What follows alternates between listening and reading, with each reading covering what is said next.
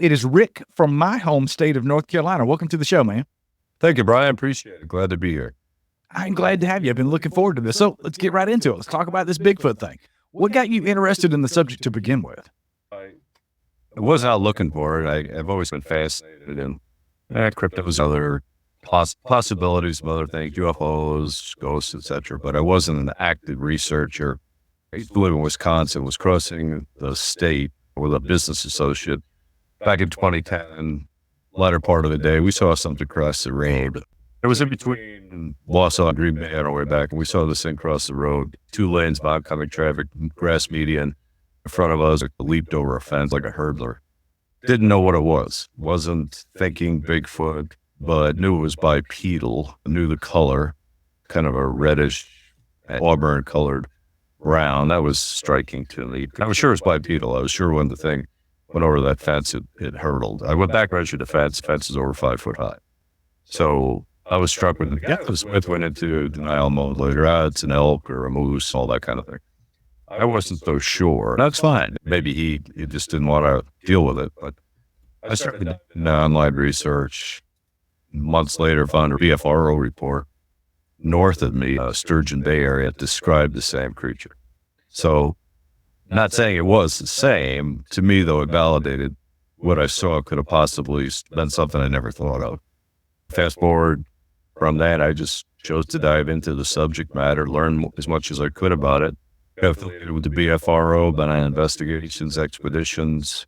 I've been out in the woods on this from Florida to British Columbia. I lead expeditions, research this thing vigorously. I had a research area in Wisconsin. I lived there for a number of years that I'd go into pretty much weekly.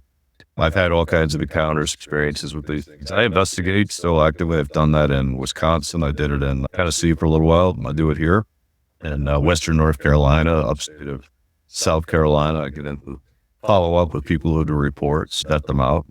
So I'm actively involved. I speak at conferences about subject matter. Just got back from 2 expeditions that I attended one, helped lead one, led one. So take people out in the woods on a regular basis, BFRO expedition.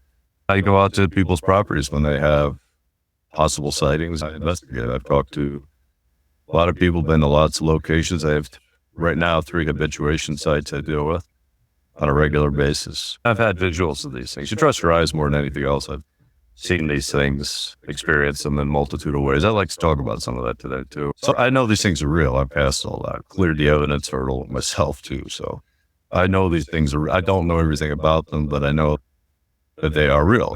These things do exist. And I just for fun, I go to a lot of conferences, things, but I'm part of an LLC called I Know Squatch. We sell merchandise, t-shirts, hats, etc. Challenge coins. We're at different shows. We have an Etsy store. We're on Instagram and Facebook, but we do original artwork. I have a partner in the business. He's a creative director. We do original artwork on this creature, not just a standard old black silhouette. Really, we do original artwork the way people describe it.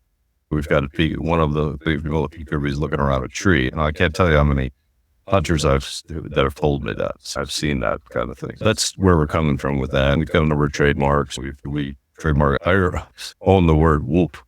Have trademarked that word in this area, retail of this area, merchandise, if you will. I've had some fun with it too over the years. That's what it's all about, is fun. I am not as far down the rabbit hole in believing about these things as you are. I'm almost there. I've had experiences I can't explain. I found things on our property here I can't explain, but I haven't seen one. So let's talk a little bit about your encounters. You got out, you started investigating these things. You said you had encounters, experiences, and seen them. Would you talk about some of that? Let us know where you were, what you were doing. Tell us what happened to you. Yeah, sure. Glad to. The one in 2010, I didn't know what I was seeing, but looking back at it and not knowing more about it, physically, anatomy, the way it travels, moves, locomotes, I'm pretty sure that's what I saw, Class A. The BFRO classifies Class A. You can distinguish it's not a bear, not a person. You physically see it. Class B is like a step off of that. Maybe you hear it, can distinguish what you're listening to, like your howl, but it's something that's, again, not a group of coyotes, a buck in the woods sort of thing. Class C is a little less evident. But I would call 3 Class A's, a couple more I would call Class B's. In 2016, I was on an expedition in the northwestern part of Colorado, way up in the mountains. I was with a group of folks in the canyon. We had scouted out during the day, 5 of us. We had activity around us. When you're out on expeditions, you'll do things for provocations. I'm not a fan of doing antagonizing provocation. If you suspect they're around, you should put yourself in a position to be viewed. I do a whole talk on this at conferences, how to put yourself in the best position to have an encounter. We do scouting during the day. I always look to give them the high ground, to find ways that they can get to you or get above you, watch you, observe you. They're great observers. That's a characteristic of Bigfoot. They love to observe. Get yourself in a position to do things to entertain, be comfortable. If you're in a position somewhere in the forest at 1 a.m, several people, you're not a hunter, and I wouldn't be like a hunter. I don't think that helps at all. Talking, laughing. We'll play Native American music, flute music. Works great for me. Maybe do some visuals with laser light or a pattern of green lights in the woods. We'll turn on tea light candles, leave them on trails. Again, mild provocation, nothing that's antagonistic. You make yourself curious. We had done this in Colorado in this canyon. We heard approaches around us. Pretty sure they were around. Here's where it gets bucky. We saw, these are 5 of us, we saw a white orb elevate above the trail ahead of us. But we're observing this thing. This is August. It's a little after 10, so it's pretty bright out, but we see this thing. It elevates above the trail. It's moving like it's observing us. 5 of us go from laughing, talking to looking at this thing. You're doing this long enough, it's telling me to look the other way. So I tapped on the shoulder of the person next to me, woman. She's a sheriff from New Mexico. She and I both turned to look down the trail. Standing in the middle of the trail was a 6.5 foot tall black. It stepped out on the trail at 90 feet. We were back measured the next day. It went into, I've been seen mode. Started to do this is another, people observe this motion of a Bigfoot when they were spied upon, if you will, but it started to go side to side. We're staring at it, and it took off. So I checked from where it was standing in the middle of the trail. It could have one-stepped into the bushes, but we saw it take about 3 steps. So it went at an angle, so I think it went towards something. If it was a juvenile, maybe it went towards a parent or someone that was leading the group. That was a good visual for me because I clearly saw the physical characteristics of it. So the arms out of proportion with human, long down to the hands down to like the knees. Thighs were shorter, no neck. The head kind of sloped right down to the edge of the shoulders. You couldn't see the neck in between. Face wasn't hair in the face, black, darkish face, all dark. The eyes, the sclera and a white. It was just the dark in the eyes. I remember seeing that. And the face was flattish, accentuated features, hair. The hair was around the face. With some hair I could see on the neck, on the arms and things. Again, this is a few second encounter, but clearly visual. I could still see it in my mind. But was able to distinguish, even the way it moved. You know, people describe these things as ninja on roller skates, all that. It moved like it was on ice, just took right off. So the way it moved, what I saw, I clearly know that was a Bigfoot. It wasn't, in my mind, looking back at that, I would say the features, 30 yards pretty close. I could get at height in my own mind. I'm 6'2", is just a little bigger though. But it didn't antagonize us, it didn't bluff charge. I've been bluff charge on this, but it didn't do that. I just shot off to the side, but it was nervous. You could tell it had a look on it like, I've been sort of thing. I think sometimes when you're around these things, there's always a group. But I think they deploy the juries a little bit, what these people are all about. So I think there was some of that going on. In 2018, I had another visual. It's with 5 people again on a trail above and this was in the mountains of Virginia, down in the southwest corner of Virginia. I won't give you the exact, but near a state park there. We were above a lake. We had been walking on this trail on the side of the mountain above the lake. Again, just after dusk. 5 of us, we had activity above us. We could hear them above us. We were doing the inchworm technique. You may know that. It got popularized in the Finding Bigfoot show a bit. If you was a member of BFRO or reads the manuals, things it's descriptively, tactically used in there. Because 5 people, you'd have one person walk ahead 50 or 100 yards, then catch up, go by that person, one person come from behind. If you're being observed from above, I think that's best practice. You want to get in a position you can be observed. You give them the high ground, but it looks like a chain as it's moving along. Watch people, observe people, hikers Hunters are predictable. What we do, hunters take a position and they've got a gun. They're trying to hide themselves, observe a baited field or whatever. Hikers are out talking, walking in a group, taking pictures, walking sticks. But an inchworm, people moving in an inchworm are very erratic. It's hard for them to distinguish what's going on. When they're above, they see that. They get vocal sometimes. I was picking up on my parabolic. I had headphones with a parabolic. I was picking this up. You could hear them talking above. But this went on along this trail for part of the half mile. We got to a point where the trail was starting to elevate, go around the bend above this lake. A couple of us had lagged behind, 3 were ahead. I took the parabolic down because I was looking up a ravine next to it as I was wrapping the cord up. The woman next to me was an investigator from Chattanooga, Lori Wade. I think you may have had her on the show at some point. Lori's a great friend of mine. I have a lot of respect for her. But she says, oh my God, what's that? She sees this thing come down the ravine above, on the left side of the ravine. I look up, I catch it as it gets behind a tree on the left side of the ravine, stops. I put the parabolic down. The gentleman standing next to me, Jeff Carver, also sees it. This thing takes off right across the ravine. We see it engage, all the big muscles engage, arms, legs. I've described it before as like a running back hitting a hole on a football game. This thing was powerful, black, huge. We went back to try to position because there was a tree across the lower part of the ravine. Our guess is this thing was 8 foot, maybe 9. Massive. I recall next day waking up saying, how could anything that big go that fast? It just motored. Watched it run across, pump its arms, run right across to a tree on the other side of the ravine, stop there, look at us. I tell you, the force and the power of that thing was scary. That stuck with me. The one in Colorado, I just felt like it was amusing. The first one I saw in 2010, I really wasn't sure what I saw at the time, but I got the features, characteristics of the physical. This thing, I know what it was, and the sheer scale of it was scary. And we recorded all our observations on this. You want to hear a stream of cuss words, it's interesting to hear us. We're all just, because we can't believe what we're seeing, scale-wise. 3 people seeing us. The one in Colorado, 2 of us saw it. I had somebody with me who saw the one back in 2010. My wife is a good skeptic, will always say to me, the nice thing is you have people with you every time you saw one of these. I do think that's good, because you can talk about it later. We shared the same observations. And listen to the recording, again, which is best practice. You go out in the woods, you do this, you should always have a recorder going. But you listen to your own observations. It helps you later. You've got the pencil and paper out, drew what we saw.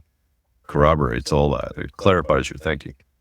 So those are 3 Class A's I have no, in my own mind, I have no doubt what I saw. It wasn't like I saw a glimpse of something or a shadow movement. I have plenty of that. I don't count that as Class A. With these, all 3 of these, I saw the arms, the legs, the head. I know these things weren't bears. I know they weren't humans in ghillie suits. I know what I saw. All 3 of them, even the second one, when it activated, started to move. All 3 of these things were moving at some point in my observation.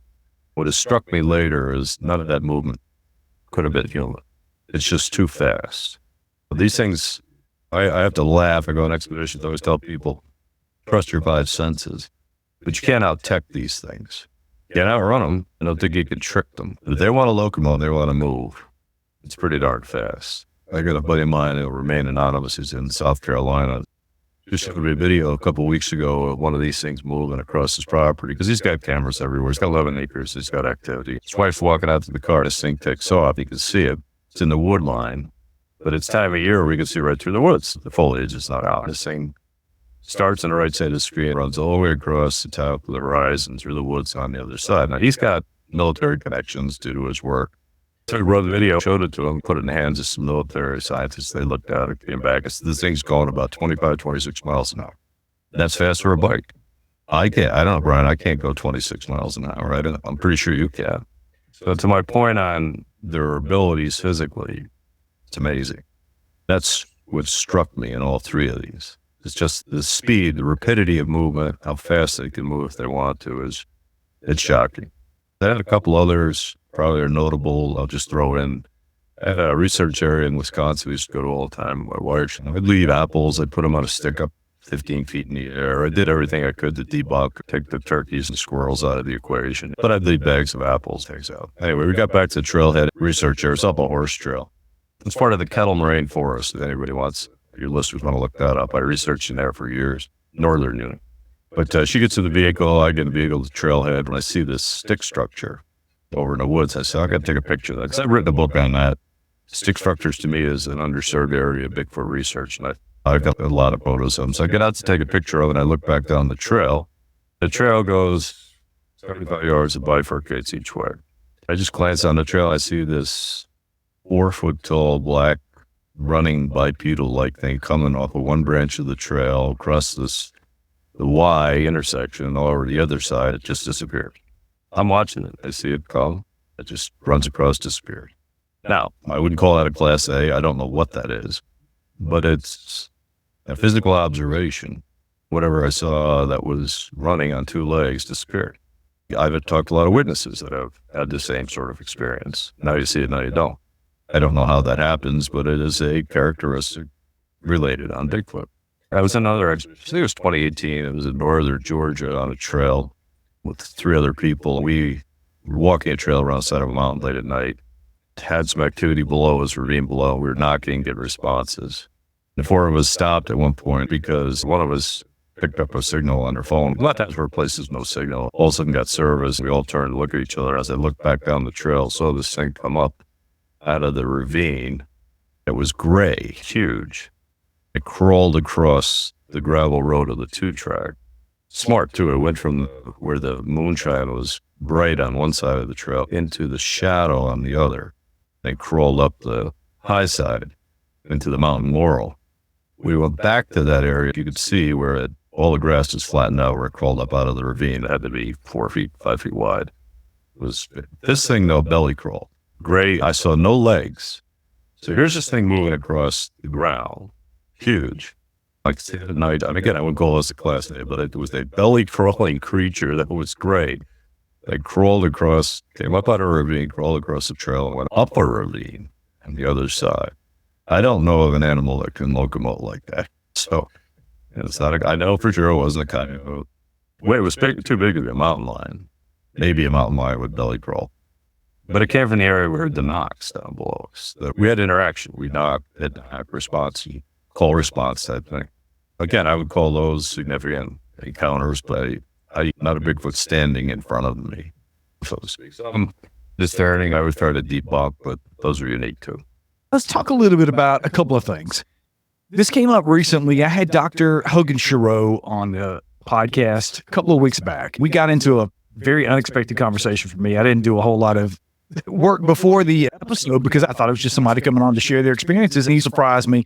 PhD, primates, and some other things. We got into these conversations. One of the things that came up that Hogan brought up was, why is it that Bigfoot always is the biggest, baddest, fastest, largest, most strong? It's got all the things, right? To his point, it was interesting because you do hear that often in encounters. If these things are flesh and blood, like I think they are, it does bring up some things for me. So let me ask you, as a seasoned researcher who has had so many experiences seeing these things do some of the very things that we were talking about, something that big, let's say 8 feet tall, even 7 feet tall, being able to drop down, crawl the way you just described, or move 25 miles an hour. I've been 25 miles an hour on an e-bike. That's fast on a bike, right?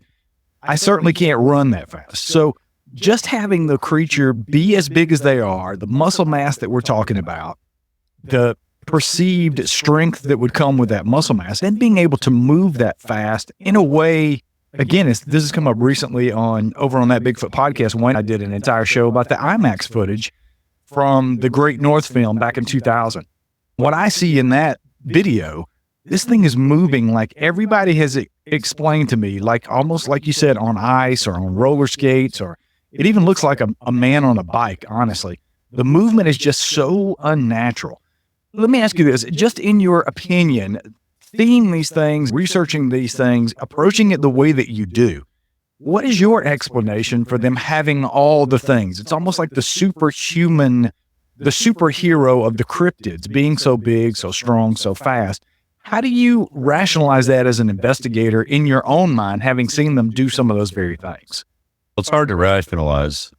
I am not an anthropologist, accredited studier, researcher of apes, humans, how things evolve. But if you follow it from an evolutionary standpoint, you got to ask the question you're asking, which is why do they have these abilities? Did they evolve this way? I don't know why they have these abilities. Do I think it's evolutionary? People say, because at some point you're going to say, what do you think it is, Rick? I'm going to say, I think they're physical creatures, but I think they have paranormal abilities, paranormal characteristics that they can use if they need to. So for some reason, they have these abilities, whether it's physical, meaning they can really move fast, or now you see them, now you don't, or mimicry, they're very good at mimicking things. They're superhuman. They do have superpowers relative to other animals, relative to other cryptids. As you said, why is that? Well, are they indigenous? Is it evolutionary? Do they have abilities that they needed at some point for some use on this planet? More questions than answers. I'm not going to put a theory out there in front of you and say this is what it is.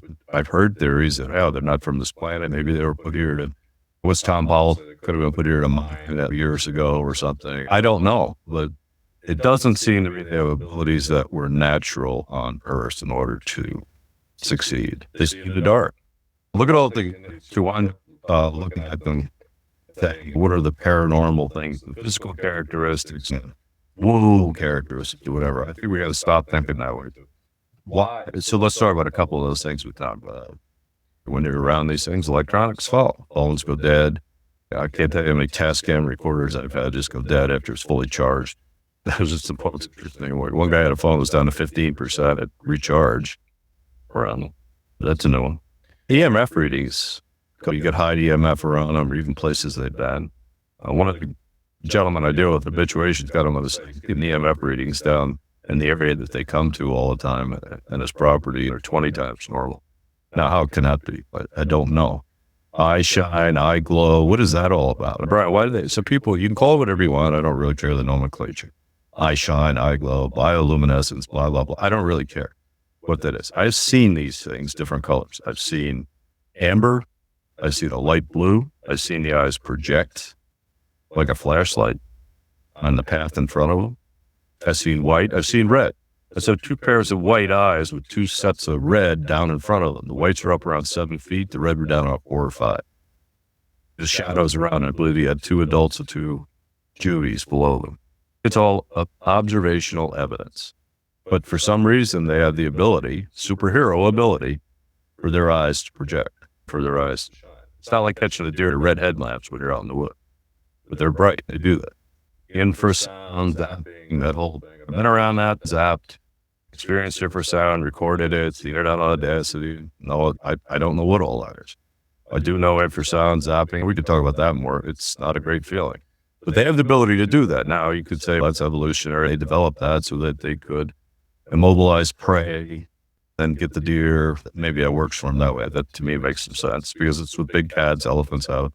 They immobilize. Use trail cam. I saw some a while ago up in Michigan. Trail cam. They got the deer in the foreground. Deer look like it's deer in headlights. The Bigfoot's in the background. So maybe that's something I could accept that way. But what's with the eye shine? Why do they have that? If they do have an ability to phase it out, we talk about the predator thing, everything. What's that? Why can they do that? It's clearly can see in the dark. See way better than us in the dark, but they're observed during the day too. I had a discussion with some folks a little while ago that was, you can mine the database that vetted out reports. The FRO has more of the observations are in the daytime than at night, somebody said. I really have to look at that. Okay. Yeah, are they daytime creatures or nighttime creatures? Maybe both. Mind speak, that comes up. People get words, images in their mind when they're around these things. I have experienced that a couple of times. I don't know what that is. So it brings up a whole question, why do they communicate? If they have a hive mind, if they can communicate with each other telepathically, if that's an ability they have, I don't know if it is or if it isn't. Why do they knock, whistle, rock, clack? What brings up? It's one observational characteristic, which we look at, say humans don't have that, animals don't have. It's superhuman. It's a superpower. You know, what, as soon as you do it, it brings up another set of questions, which is really why this is, it keeps on going. I find it fascinating. But I'm okay with it all being evidence, just observing it, talking about it like we are. But yes, they do have abilities we don't have. I don't think they're all evolutionary. just in summation, put 2 lines under this, we may not have observed all the abilities they have. It's one of those things I've went back and forth on so many times because I've talked to so many people who have had very many of the same experiences that you've had that can't be explained. One of the earlier interviews, I was just on another podcast. I was telling you I was a guest on a podcast earlier today. One of the things I was talking about was some of the earlier interviews I did here on Sasquatch Odyssey. I look back now on some of those interviews. At the time I was hearing these people talk, I thought they were crazy. I'm not going to lie. Just some of the things were so out there, but now have been vetted out over years of looking into this, talking to so many other people who've had very similar experiences. One of the first ones talked about, he called it being zapped or infrasound or something, sitting on his porch. He has these things. He said he had these things in around his property. He believed that this big male would get pissed off at him because he would get too close to a couple of the juveniles that he was interacting with, to the point where he said he was at arm's length with this female trying to feed her candy. And he felt like he got zapped. He would get sick. He would experience things that a lot of people have explained in the infrasound thing. I rolled my eyes back then. Frankly, I've done it a couple of times recently when people tell me those things. But when you hear it over and over, there's got to be something there because something physical is happening. There's a physical reaction that many people have when they have that experience. So let's talk about it for you. You said you'd experienced that a couple of times. What was going on when the infrasound situation or possible infrasound or zapping happened? What was it that you experienced? Yeah. So one of them that comes to mind, I was on an expedition. I was in north, central, western part of Wisconsin. There were 5 of us.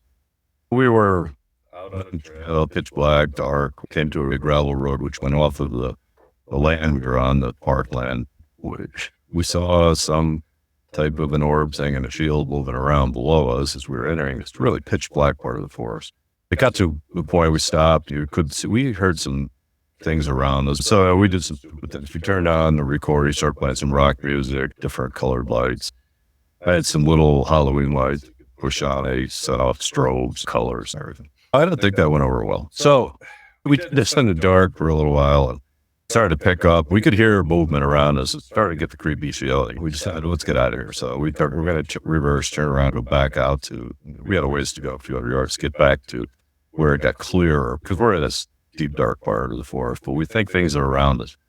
So the other investigator with me, he says, I'll lag back a few steps. I walked ahead with the other folks. There was a father, mother, college-age son.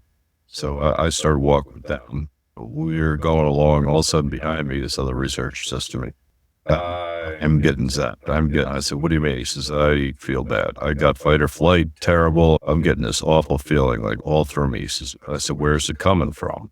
Because I believe it's directional. We can send it. He says, off to my right at my 2 o'clock. I said, okay. I said, just slow down. Do you want me to come back? No, you guys keep walking a little bit ahead of us. Maybe they'll stay with me. So we continue to walk. All of a sudden, one by one, the father hits a wall. So you walk right into a wall. He says, I can't go any further. I said, what's the matter? It feels like electricity.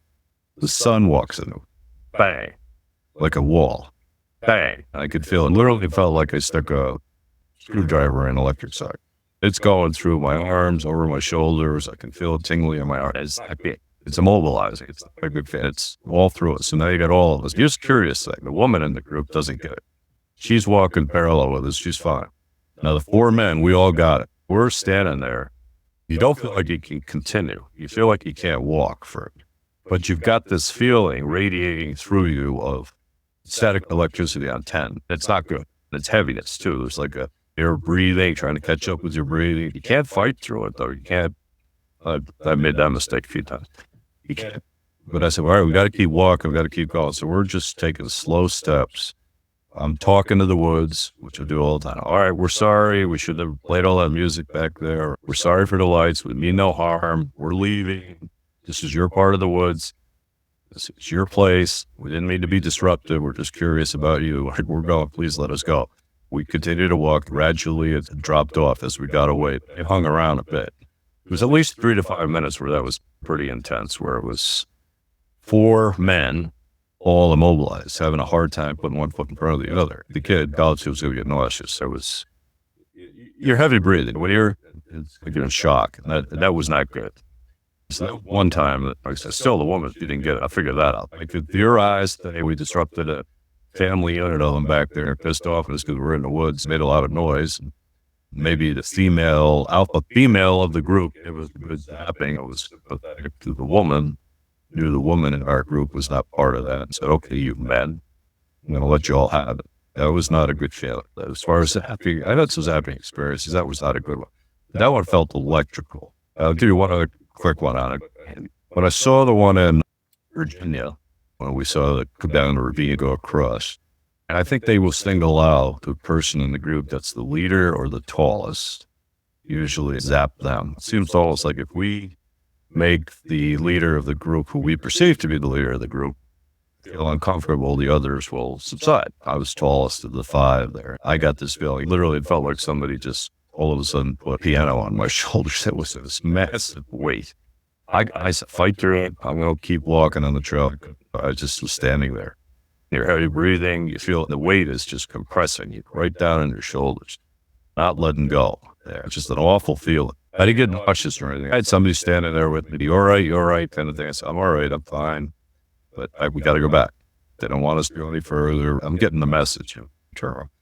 We did. Now, interestingly enough, I met my friend Laura. She was there. She continued up the trail, went around the corner. Again, we're above this lake. She goes around the corner into the more Mount Laurel thicket stuff. She comes back after a few minutes. We're slowly walking back the rest of it. She says, I can't go any further. That's why what happened. She said, I got a voice in my head when I came around the bend up there that said, please turn around. Please don't go any further. Please stop. Please stop. Turn around. Please go back. She said, I did. She didn't get zapped, but she got these words in her head over and over, which said, turn around. That happened when we had a visual. 3 people saw that large black Bigfoot come down the ravine above us. We got a class at 8, someone getting zapped, a message in her mind, all of this encounter. Dismiss it all if you want to. But to me, again, it's all evidence.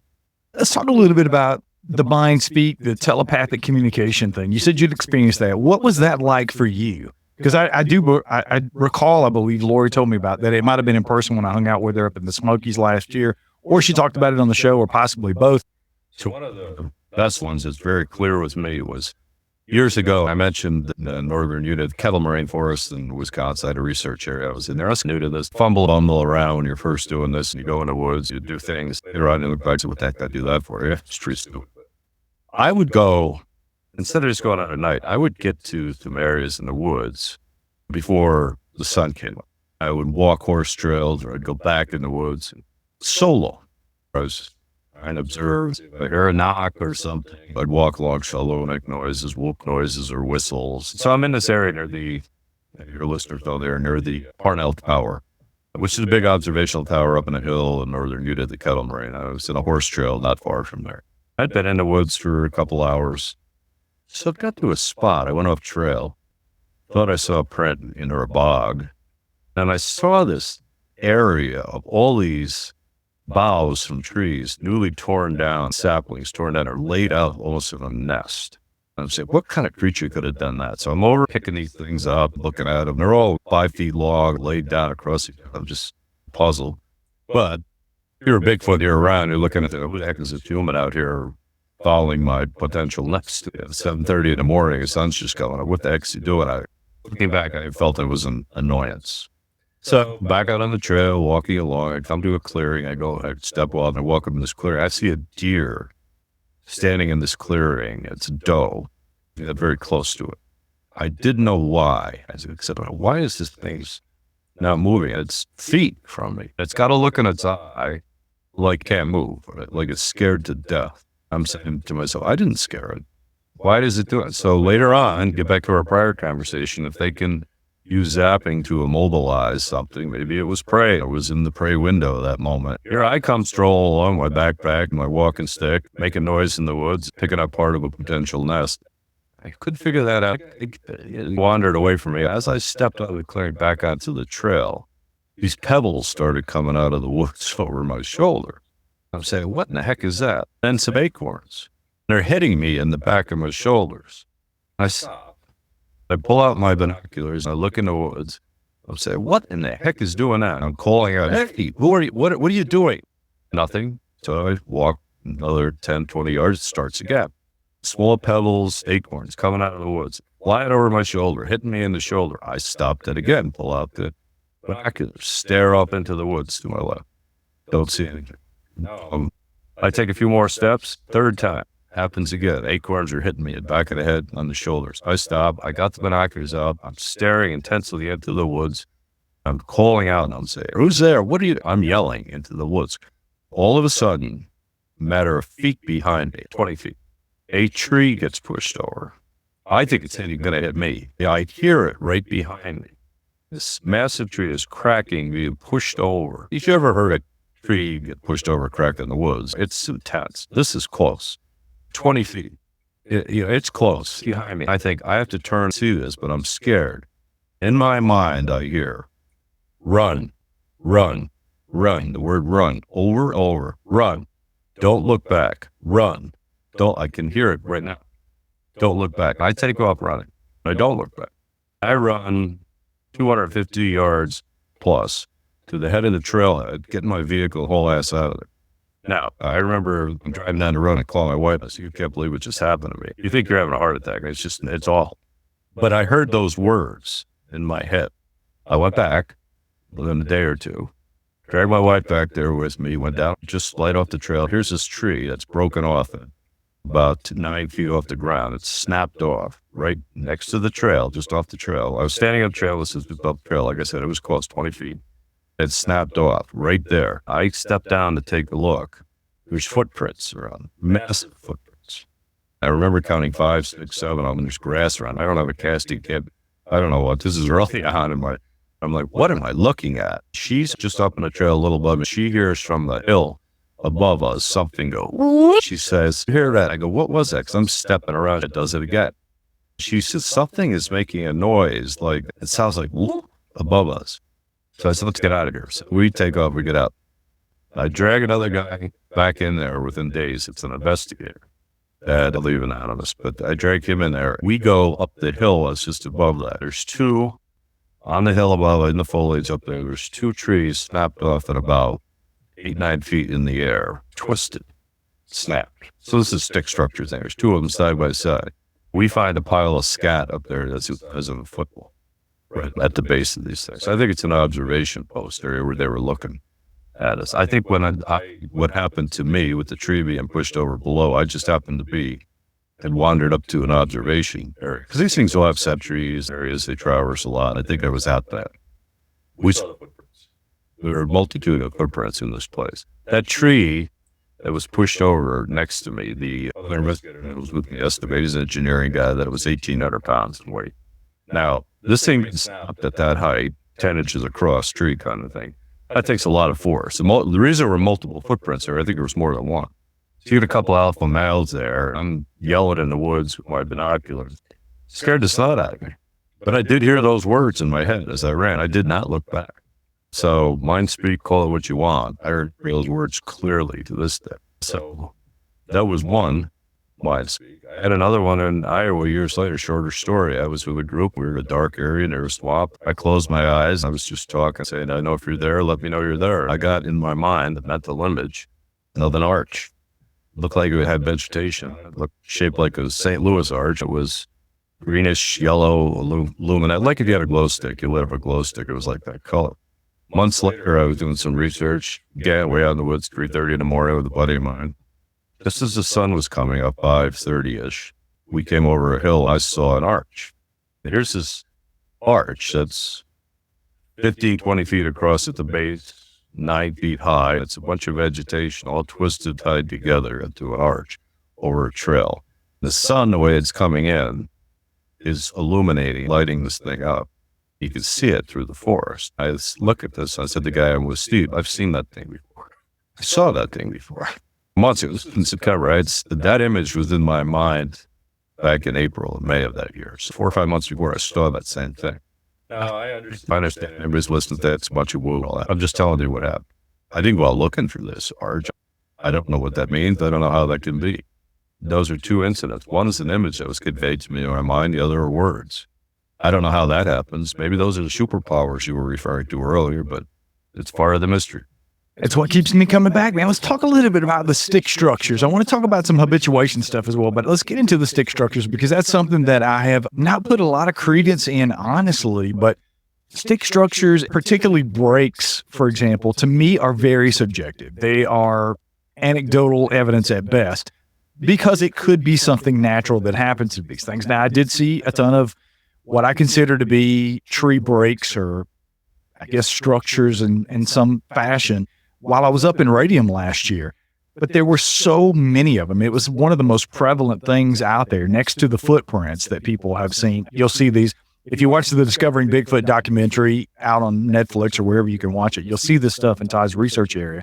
They are literally everywhere. Driving in on this stretch of logging road to get to base camp are hundreds of what looked like tree breaks. Every time I'd go hiking, just whatever direction I would pick, I would find these things. I'm assuming that some of them, probably the majority of them, were natural. I even considered that Todd was going around for weeks, months, years that he's been there breaking these trees. But eventually I got to a point where we had been to places I don't know that Todd had even been.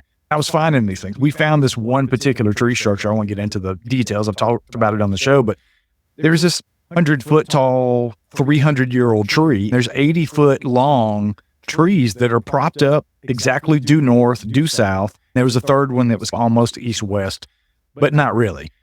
On this tree, these things had clearly been on the ground. There was rot, wet, where these trees, a tree's been laying on the ground. If you pick it up, you can tell the difference in one side or the other. So I know these were moved. I know Todd's been back there since. I've seen the videos on his channel. He went back with a week later after I left. There's no root ball for these things. So they were moved there. So I don't know what to make of that. I'll ask you, you've written books about tree structures, these tree breaks. What do you make of these things? What are they doing them for?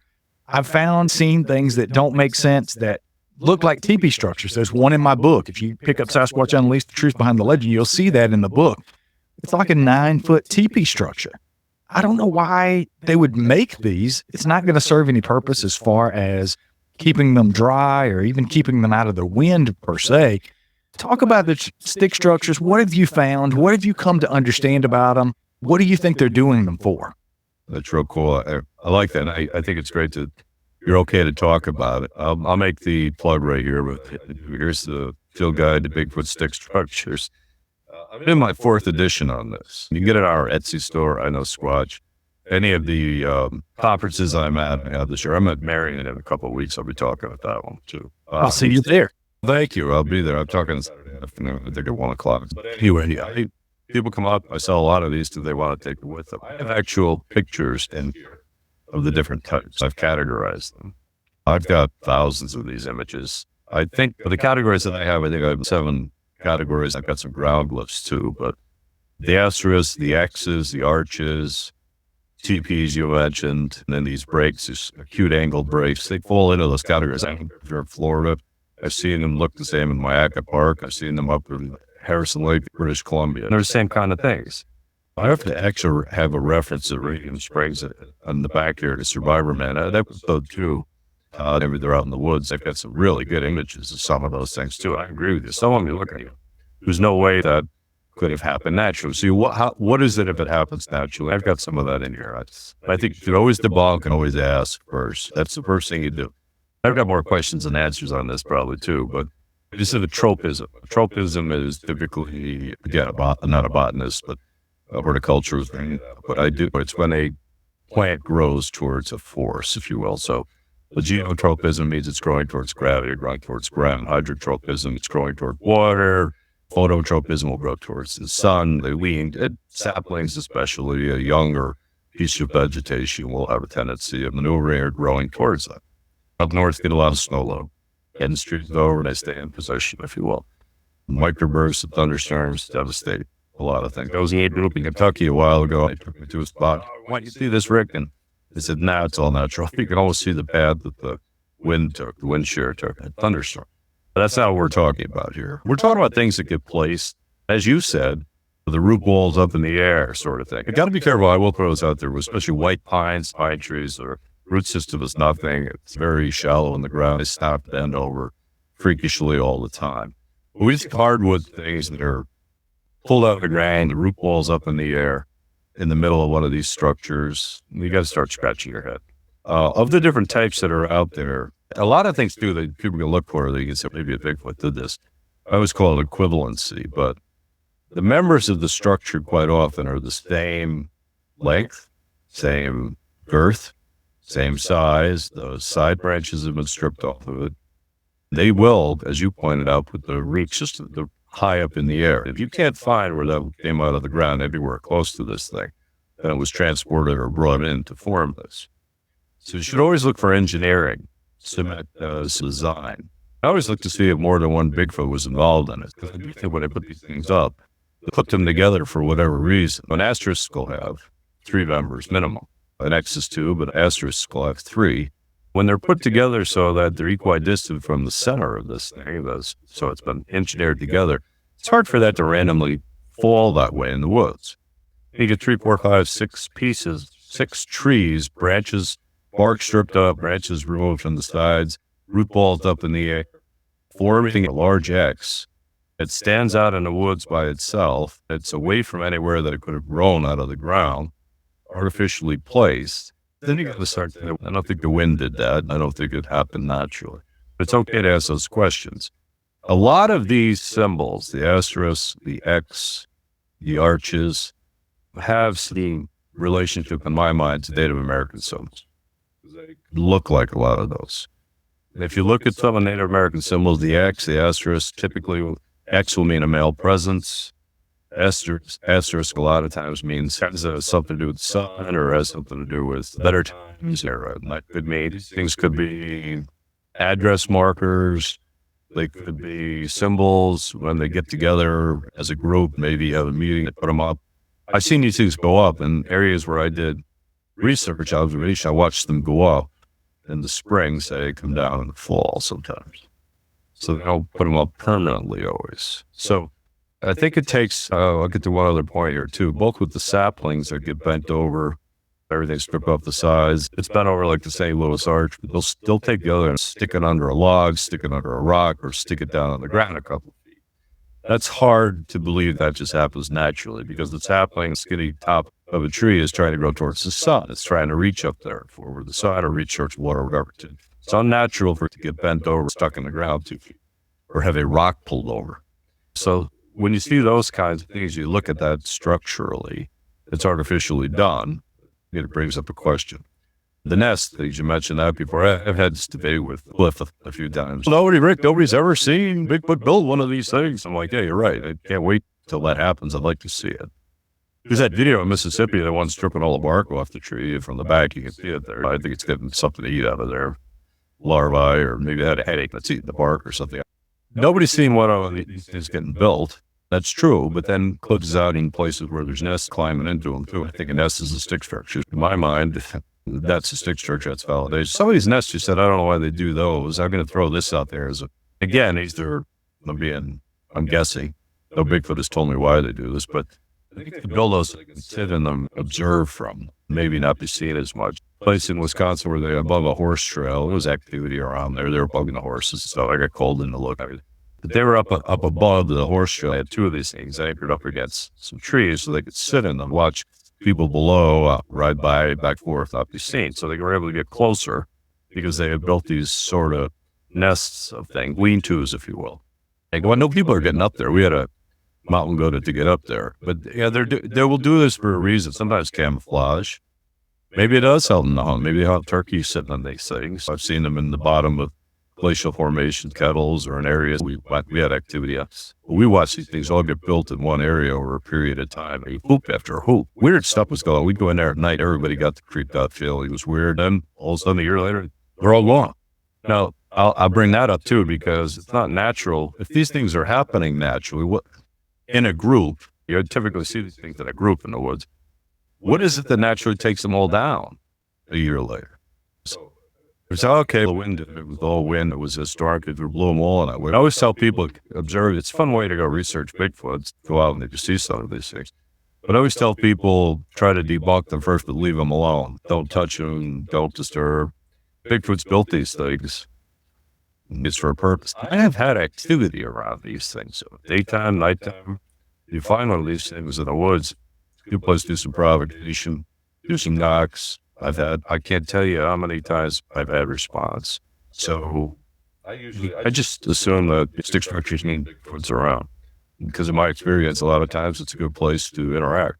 Yeah, one of the structures that was fairly close to base camp up in Radium, a couple of miles away, maybe 3 miles away. Todd and Ashley claimed that they had a daytime sighting there when they were out doing some just meditation around this particular very intricate tree structure. I've posted videos and photographs of those. You can find those in the book as well. But the structures have always been a mystery to me. Again, it seems to be something that's synonymous. I too have had some arguments with Cliff about the nesting, just structures in general, because nobody's ever seen them do it. But again, it's something that makes me scratch my head and ask, something's doing it, right? It's not all natural. Some of the things that I saw in Radium, the Pinner Playground is what Todd calls this one area. It was one of the most amazing things I'd ever experienced. Just seeing, again, some of the things that I don't feel could happen naturally. If it did, I don't know how it would happen. So it's a big question mark for me. Let's talk a little bit about habituation. You mentioned a couple of habituation sites that you deal with on a regular basis. That's something, again, that's one of those conversations that I've been in so many times with people that it frustrates me a little bit, because I've had people reach out to me, say that they have habituation situations. One of the most famous, of course, is the 50 Years with Bigfoot, Janice Carter, Mary Green situation. Mary Green has passed away, obviously, but written a book, co-authored with Janice about her experiences growing up on a farm, supposedly with Sasquatch. Every time I've dealt with people who claim they've had habituation situation, I ask them for evidence. Any kind of evidence that would corroborate what they're saying. Okay, if you have this going on for 10 years on your property, you're claiming that Sasquatch is basically bringing toddlers and letting you watch them in your backyard. There's got to be some evidence. Oh, yes, of course. I have tons of pictures, videos. Send them to me. Great. Thank you. It's 25 pictures of trees, leaves, blob squatches, and pareidolia.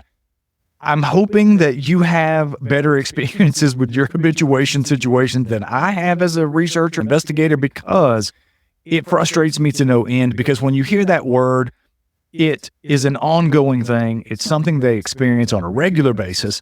Yet, it seems there's less proof in my experience with people who have habituation situations than just the person who happens to maybe catch something on video or catch something on an audio recorder almost haphazardly. So, talk a little bit about your experience with investigating habituation sites. Do you think these people are really having experience? Are they able to capture evidence of what they're experiencing?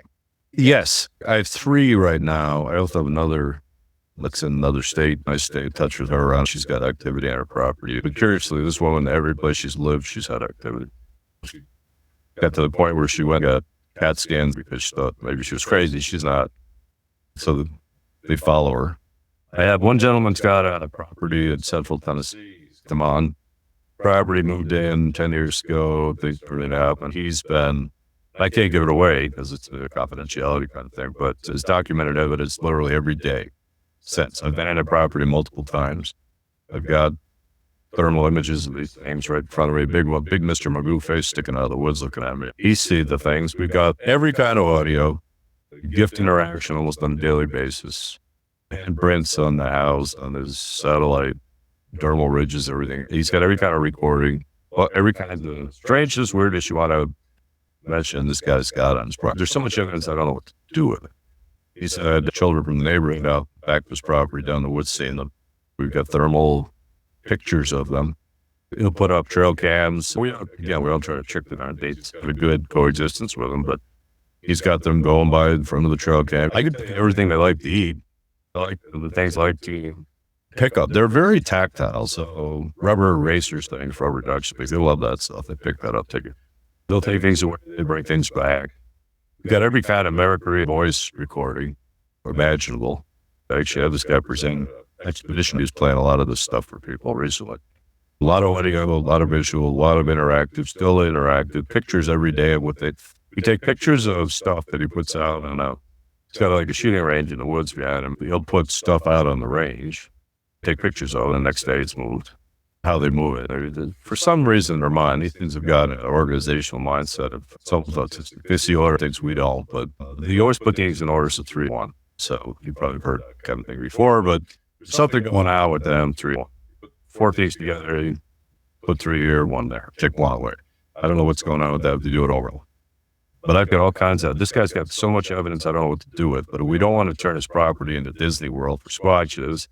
So we try to keep it confidential. I think that's some of what's going on here too, right? I think people don't, at some point, they don't want to just give it away. It is a little bit, in the end, addictive that you got this interaction with these things that you coexist with. You've got a good relationship with them. You don't want a bad. I've seen this turn from bad to good.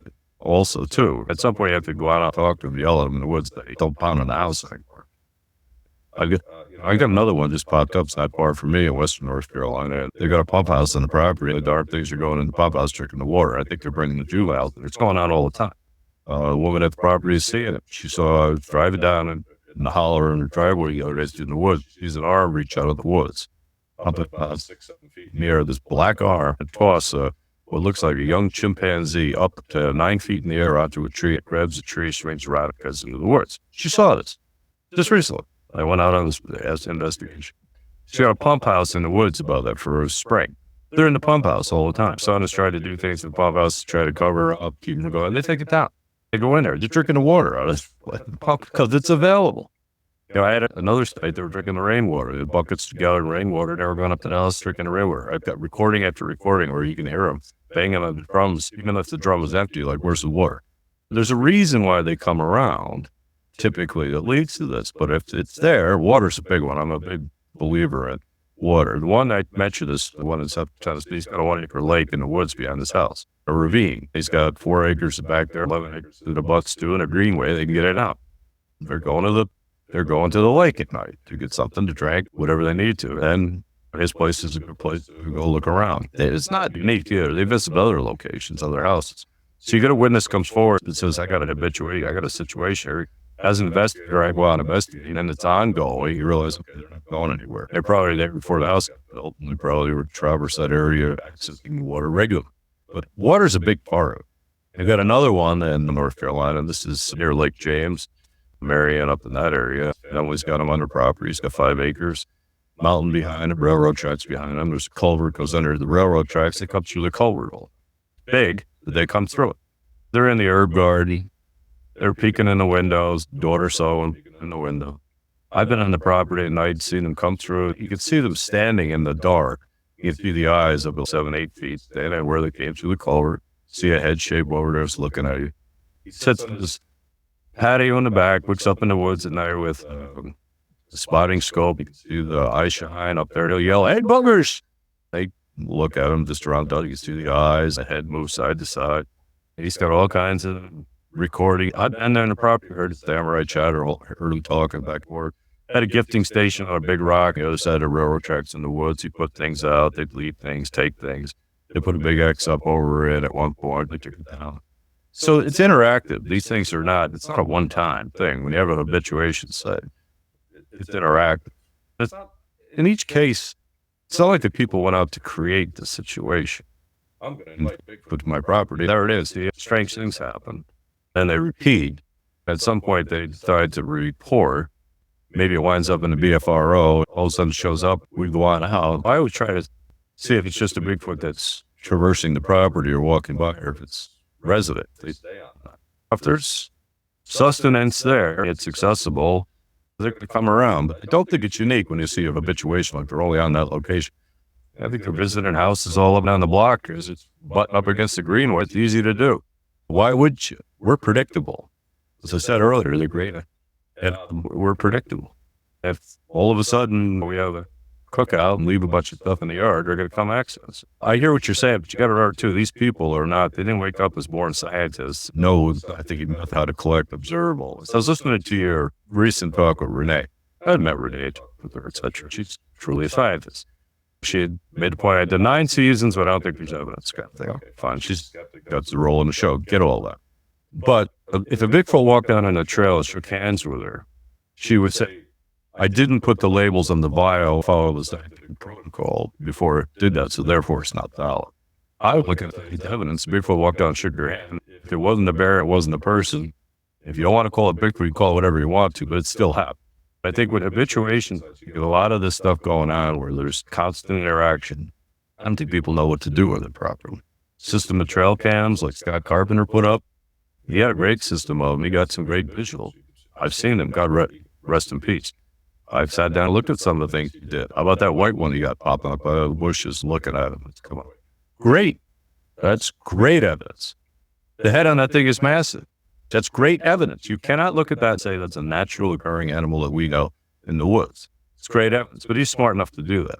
People in other habituation sites that have this activity, first of all, they go through a year or two of being freaked out. Second of all, they try to repel it, keep it away. I always try to coach them, don't do stupid stuff. Don't be putting, this is the Hoopa Project, don't be putting pancake syrup out there or white sugar, vanilla cake out there for these things.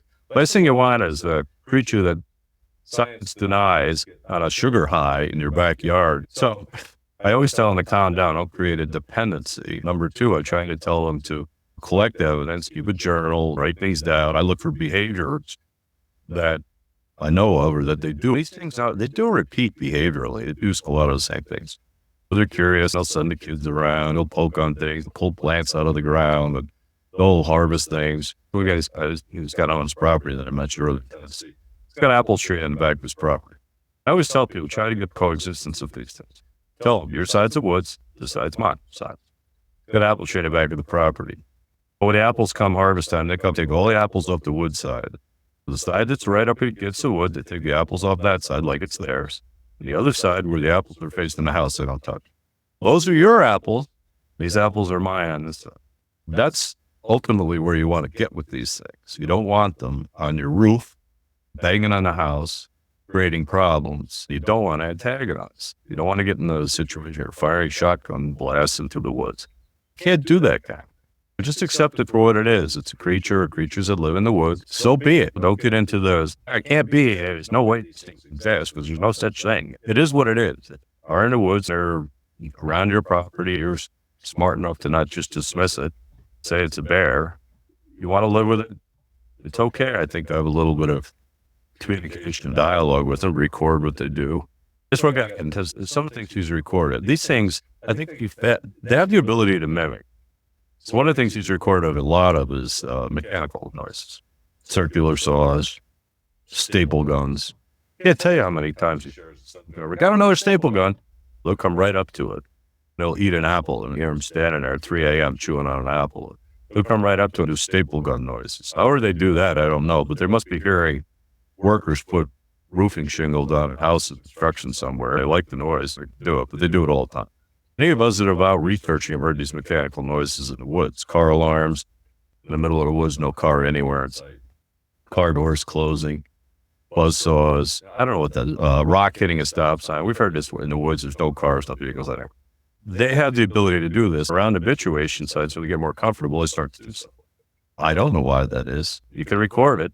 That's evidence. Got lots of it. Why are they doing it? I don't think other animals can do that. Bears, coyotes don't make mechanical noise. But they do this sort of thing around. I think that's all good evidence. It is what it is. Does that constitute proof? I don't know. Everything comes down to proof in the end, but absence proof is not proof of absence. When you have ongoing activity and habituation they're around, I think the best thing you want to get is a coexistence. That's what you want to get to in this. I got a construction site 45 minutes northeast of Asheville right now. I got one of the best footprint pictures off of that just recently. They're on this site. Again, it's well over 400 acres. They're in there clearing land. Guess what? The Bigfoots are walking across the construction site. I got one of the best footprint casts evidence I've ever seen off of this. It'll be about 16 inches long. I showed it to Cliff in Crossville a little while ago in October. He looked at it and said, I want one for my museum. So I'd have to get them. But you get good evidence in the end is what I'm saying, whether it's footprints or audio or people see one of these things. Visually, the eyes get the hierarchy of evidence, right? Why is there a picture? When we can turn our eyes into a camera, get a visual, and spit the image out of our mouth or something, then this will all come around. But we can't. That's just the camera is never always 100% at the ready. I see GoPros go dead with it around these things. So I don't know what the answer is to all that. Yeah, I'm right there with you, man. It's very interesting that you mentioned the mimicry because, again, I used to talk to people all the time. My answer was always this: how do you know it's mimicry? It's not just what it sounds like, right? People say, oh, they mimic owls. Could it possibly just be an owl that you're hearing? But I know what you mean with the metallic stuff. I've had that conversation with Ron Moorhead a couple of times about hearing some of the weird car noises, cowbells, some of the weird things that they heard up at the Sierra camp. They're 8 miles deep in the woods. None of this thing happened. Nobody's closing a door out there. They had to ride horses into this area. So it's interesting that you say that. I've never heard anybody say anything about car alarms, but I had a weird experience just 3 days ago camping on our property here. As you were talking about that, I was like, car alarms. We've owned this property since the end of 2017. I have never heard a car alarm in this area because our nearest neighbor is about a mile away. We were just Sunday night, we camped out up at what we're calling base camp up here in a new area on the property that we cleared out just to make a little camping spot. Sitting there, talking around the fire. It was the funniest thing. Now, in retrospect, after hearing what you just said, it may not be so funny. But we're sitting there. Danny just says to me, just out of the blue, it's weird. What would you do right now if the house alarm started going off? Yeah. Because we set the house alarm, didn't lock the door. I shouldn't probably be saying this, but we do now. We lock our doors now. But I have a Toyota Tacoma, I have a Mini Cooper sitting in our driveway. Both sets of keys were in the house that was unlocked. We just turned the house alarm on in case something were to happen. We have had some people that have gotten at certain points on the property in the past. We could hear it from where we were. We were probably 800,000 yards into the woods. So we could get where we needed to go fairly quickly. Literally, I listened to the audio today because I had recorders going. You hear him say that on the audio. About 30 seconds later, you hear, blah, blah, blah. It sounds like the truck alarm is going off. You hear us both go, okay, grab the dogs. I take off running into the house. Everything's intact. Truck's not messed with. It's locked. The keys are in place and the house alarm's still on. House was not bothered. I don't know how to explain that. What was it? A car alarm farther away that maybe was bouncing around the ridge? We heard it, but it literally sounded like it was in our driveway. Just a really weird experience. Just the whole thing. Just the randomly mentioning, what would you do if the house alarm went off? Then 30 seconds later, boom, what sounds like a truck alarm going off. It probably went off maybe 5 seconds, 6 seconds. Then it stopped. We never heard it again, which would indicate that if you set it off with the key fob, you'd have to turn it on and turn it off. But again, it was only 5 or 6 seconds, but I still made the run. Everybody, the dogs, we went, everybody was back down checking the area. Nothing. Nothing was touched. I don't know where it could have came from, but I do have the evidence of that. It is on the recorder. I don't know what to make of it. I'm not saying certainly by any stretch of the imagination. Now, I'm not saying that Bigfoot made this noise, but it's interesting that you mentioned that. I just had that experience, 4 days ago. What's interesting to me is you talked about it. It happened. What if the alarm went off, then something happens? Synchronicity, coincidence. So I have this discussion with a number of investigators out there. It happens. And I have to get woo, all that kind of thing. How does this stuff happen that you bring something up and it happens, whether they're generating the happening or not? It does. Some of this, I think when you're oblivious to all this stuff, they're out there. Maybe it doesn't happen. When you know that they're there, they know that they're there. It seems like more of this stuff. I don't know why that is. And I hear they profess crossing over in the veil is all that kind of stuff. It just seems like we open the door to this by acknowledging they're there, talking to them, that sort of thing. More weird stuff happens, whether it's the noise or a sighting or something. The power suggests you bring up something, it happens. That happens on expeditions a lot. We can't figure it out. Somebody says something and that happens. I don't know what that is, how that happens. I think they're playing a game with you when they do the alarm. They're like, wouldn't it be fun if the alarm went off? You go do it. Now, Janice Carter will talk to her about this. They understand English. They can understand English. I don't know if they do or they don't. She says that a lot of Bigfooting in that area. She's in the county. She's in there. Done a ton of it. I've been there, Talking Rock, where Mary Green would go. I've been in that area. And that one night, which was for another time, where the smallest one of the stuff was over 10 told. She will say they understand, study, understand English language, know what we're saying. That book is full of language too, right? You look at that language, Lakota Sioux, Cherokee derivative language, it's in there. Nawk, N-A-W-K, means friend. We use that a lot when we're out in the woods. I use that word all the time. I'm not afraid to say some of the words. They use owl is moped. I use that word a lot when I think they're around. If I hear something sounds like a 600-pound owl, I'll say moped. Was that moped? Say tonga, moped, just to let them know. And I'm mimicking. If it's really an owl, I get nothing back. A couple times I've done, I got a knock back, then knock like a howitzer. I think at some point when they know I'm not afraid to talk with them, things change. They may understand English. I understand what they're saying. I've heard Samurai chatter a few times. I've talked to Ron about that. And that's what he's done with his breakdown phonetically of that language. As fascinating as can be. He still can tell when there's multiple talking, or one's telling a joke, or one's angry with another. I love that. Listen, I don't know what that is. I've heard it in the woods. I could get to the part where I think it's two female voices talking to each other. Heard that. Heard males talking to each other. Heard what sound like arguments. Phonetically, it's rapid. It's as fast as they run. I've drawn that conclusion. Put one foot in front of another pretty quickly, but they talk just about as fast. Can't figure that out. So they may be operating at a whole other frequency than us. If we're moving that fast, if your feet went that fast, you could talk that fast, maybe you could turn invisible too. I don't know. But just throwing it out, these things operate at a quicker than we are. They seem to understand intent. So before you get to a place, if they know you're there to have fun, not harm, sometimes they interact. I've had fun when we were all tapped, like a light tap on a jam block, and they'll give me a light tap back. I'll intensify it, hit it harder. They'll give me a heavier one. I'll do two, they do two. I'll whistle back. I'll play harmonica, and I'll play some like a harmonica sound back. That's great. When you get them on that level, it's a good day. All right? When they're chucking things out of the logs out of the woods, they seem to understand intent. The advice for everybody out there when it comes to this, go out there trying to out-tech these things. Don't go out there trying to fool them. Don't go out there, hey, I'm packing, don't mess with me. It just doesn't work. I think these things have, we said earlier, they got abilities we do not have. They may have more we have not observed yet. They're real. They'll use them if they need to. A lot of weird stuff does happen around them that's hard to understand. I was at Expedition this past week. I was thrown out there. I was with two other gentlemen at a spot. I was playing some Irish flute. It was 1:30 in the morning. An area I'd been to in the past, like some of his areas up in Vermont, stuff where he had an area he'd go in and play drums. They'd play back out, and they'd play drums before he got to. And we've heard voices. Anyway, I'm playing the flute the other night. Just go throw it out there. Two orbs come out of the woods, greenish yellow orbs, 3 feet off the ground. One of them stops in the middle of the road. They're at about 50 yards. Two of us standing on the road, and this thing comes right up the road, like it's approaching. I was moving with the toes. It stopped to look at us a little bit. Called full size, came right up in front of us, elevated to about 4 feet right in front of us, disappeared. Is it Bigfoot? I don't know. Is it Bigfoot related? I don't know.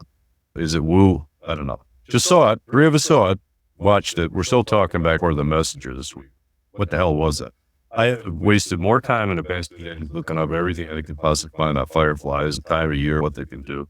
I have yet to find a golf ball size one that could stay alight for that long a period of time, travel 50 yards and operate in front. So my point is stay open-minded when you're out there.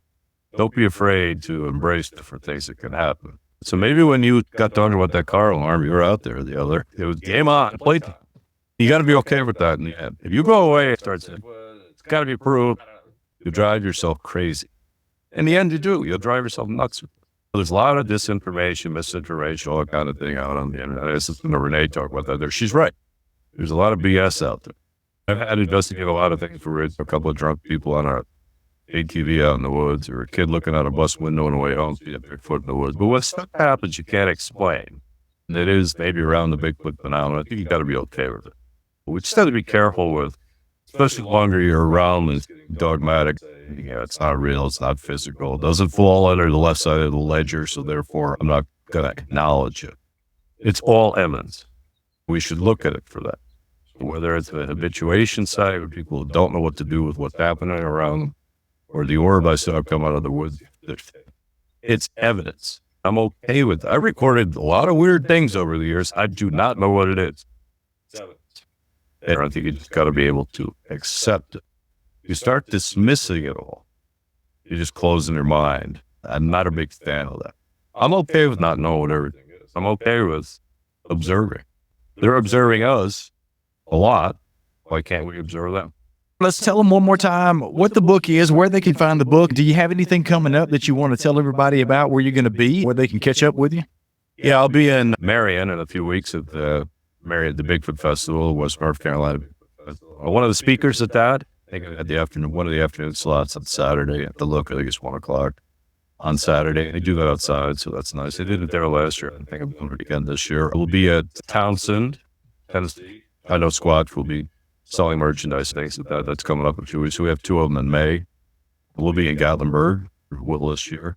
Be in Virginia at the Acro Conference coming up too in June. I'll be at that also. I spoke about last year. This year I'll be there. I'll be glad to talk to people. I love when people come up to share encounters, talk about things in their property. It's fascinating. You're at that, again, characteristics that happen line up with other places. People tell me something, oh my gosh, this happened. I'm like, okay, heard that before. Here's what happened. And that's the benefit of being around the wild yourself too. You bring a big service to this because you're sharing what people observe, experience. We can all learn from it. My book on stick structures, we sell it on Etsy, it's Squatch or something. I was just selling at the shows for that too. It's a great thing to put your backpack pick out in the woods.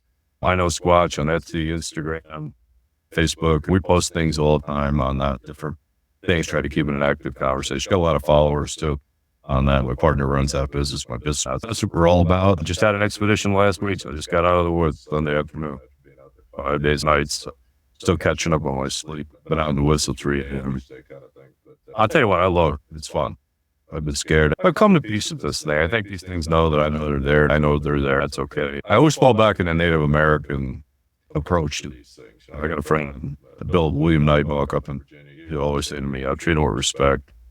There's never one of them. They're always in groups, big tribes, ocean water. And I do. I always talk to the woods. If they're up there, be no harm. We respect you. I think it's the right type of approach. So I'd ask everybody out there to get interested in this thing, try to follow that same approach. I think it makes sense. Thanks, too. I'd love to come back sometime, talk a lot of power to talk to you about anecdotally, go through some of the stories. Maybe we could do that again sometime. Yeah, let's definitely schedule a round 2, Rick. I would love to have you, man. I've had a blast talking to you. Thank you so much for coming on and sharing with us what you did. Well, thanks for having me, Brad. I'm a fan of the show. I think you do a great job getting different people, different approaches to this on here, talking about it. You're eye-opening, you're open-minded. I think both of those things are great.